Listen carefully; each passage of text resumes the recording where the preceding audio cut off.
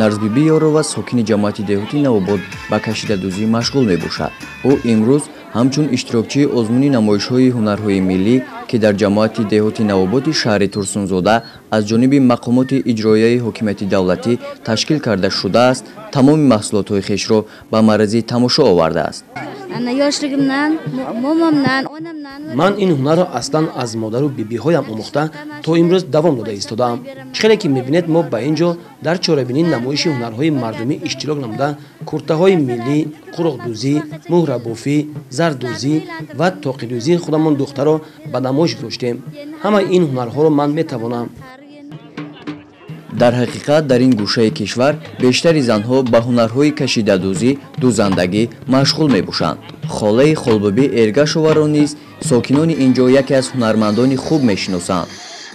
Ман ҳамин корро қати машғулам.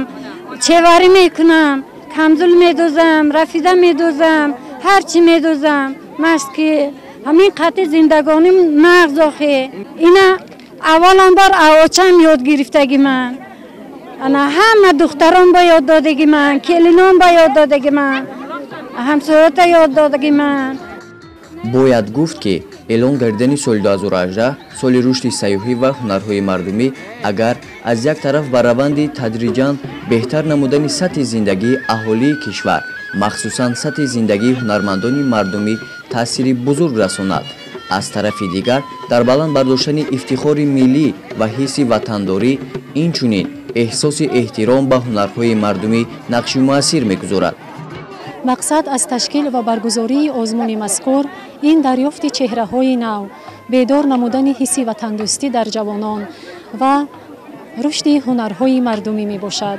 Дар чорабинии имрӯза сокинони маҳал, намояндагони муассисаҳои таълимию тандурустӣ ва фарҳангӣ ҷалб гардиданд.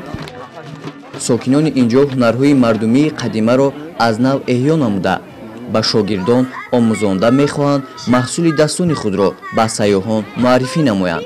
Дар доираи ҳамин чорабинӣ гурӯҳи ҳунармандони наврас низ бо мақсади тарбияи ватанпарастӣ, қаҳрамониву фидокории наврасону ҷавонон дар роҳи муҳофизати ватан, хизмати ватанмодар, қарзи шаҳрвандӣ саҳнаҳои ҷолиб намоиш доданд.